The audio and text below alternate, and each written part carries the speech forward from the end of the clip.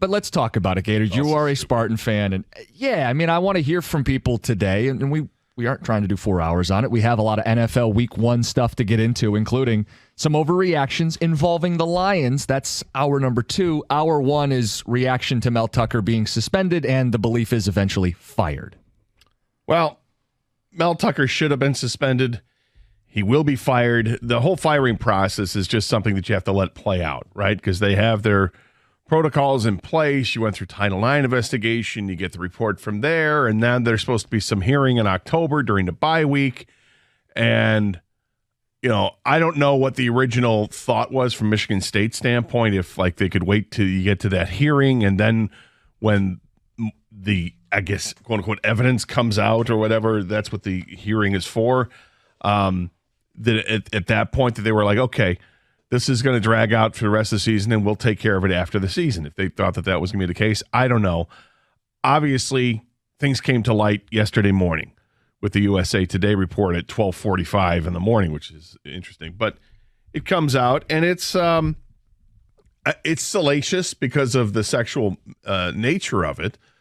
But after reading the piece, he deserves to be gone because he has embarrassed the university. Now, obviously, if this story doesn't get out, it's not embarrassing because people don't know about it. But it did, and can't hide it. It happened. He admits to it, to the conduct. Yeah, the conduct, which is phone sex. All right, he admits to that, and it's a full stop.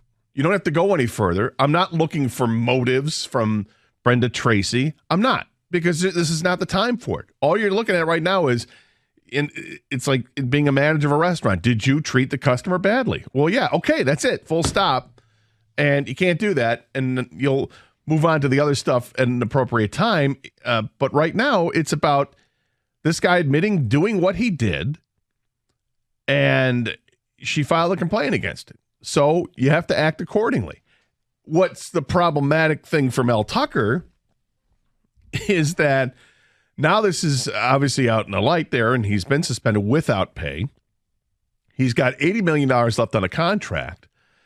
And the story says this happened in late April while he was in Florida in a hotel room. And she was wherever she was, but it was not in the same state. They were thousands of miles apart, I believe. So the problem is he lied, or his attorney lied when they talked to Title IX and said, no, he was at home in East Lansing. Well, that's just dumb to lie about that, because that is the easiest thing you can verify in this whole story. Well, let's see. The time links up. She's got the phone record of this phone call coming in at whatever time it was in April, and let's look at Mel's calendar. Oh, there he is. He's there courtesy of the Spartan Fund for some fundraising event or whatever, some golf charity work.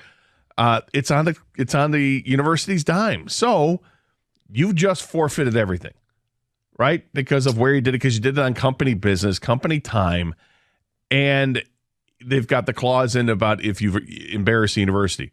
Is it embarrassing the university right now that your head football coach just got in trouble for having phone sex with somebody?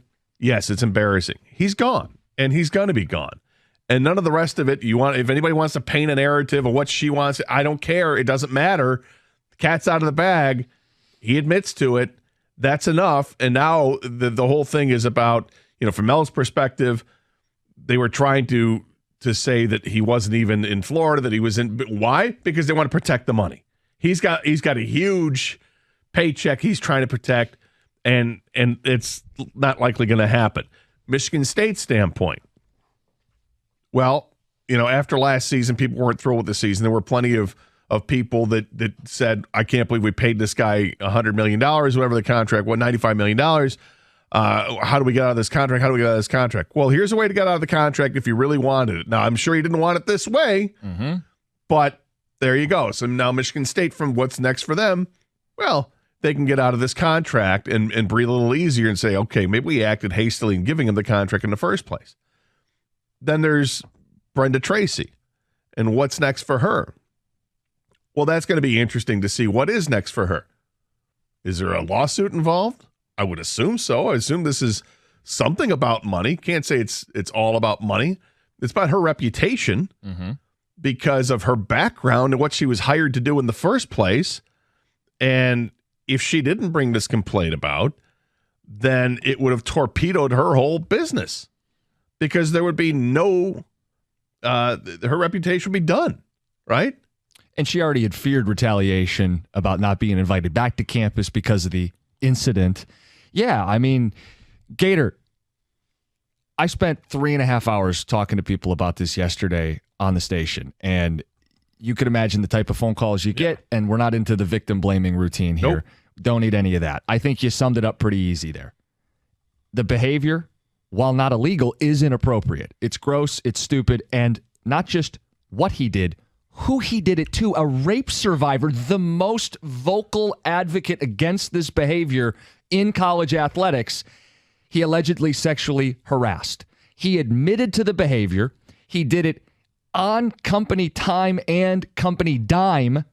And in the details, he tries to throw this grenade out there that Brenda Tracy's rape story might not be true and she's being investigated by Paula Levine. One problem, Paula Levine admits that's not true at all. She's not being investigated. Why are you now trying to blame this woman? He's throwing stuff at the wall desperate because he knows he screwed up.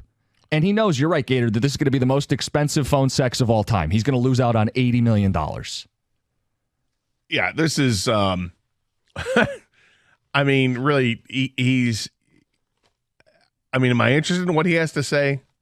Not, I mean, somewhat, not really. I mean, at this point, it's just move on. And it's too bad because I like Mel Tucker. I was one of the few people that was actually defending him. What happened last year? It didn't bother me as much because I don't know, I did a deeper dive and looked at the situation. And when you lose several starters a couple weeks into the season, I'm guessing it's not going to be a great year. And then you have a tunnel incident and you lose half your defense. I'm guessing you're not going to finish very well. So it didn't bother me, the record. I was excited about what they could do moving forward. And they've got together a pretty decent team. I don't think this is a team that's going to win 10 games by any means, but it was a team that through the first 2 weeks in the season, you wonder were they going to develop a quarterback, and we get into the football aspect of it, and it's like Noah Kim looks pretty good. Like, sure. Noah Kim looks better than I think what Peyton Thorne had looked like. So okay, I'm excited, and then this stuff happens, and it's on the heels of a top 10 opponent coming into town. Right, it's brutal. Now, it's so unfortunate, and like he let everybody down. Mm-hmm. Let the team down, let his coaching staff down. He let the university down. He let the alumni down. And the biggest thing he let down his family. You know, I don't know what his home situation is. If you read the story, he talks about how he says that his marriage is basically over. He's basically a single guy. And that's sad because now that information gets out there to the world and everybody knows what's happening there. And, not the way you want that kind of stuff leaked, I'm sure. So it's a miserable situation that has turned something that I'm not going to say it was innocent because it's not. No. But it's something that was kind of smaller. It's not smaller, but it's turned it into this giant magnitude, and you can't get away from it, and you've got to react to it.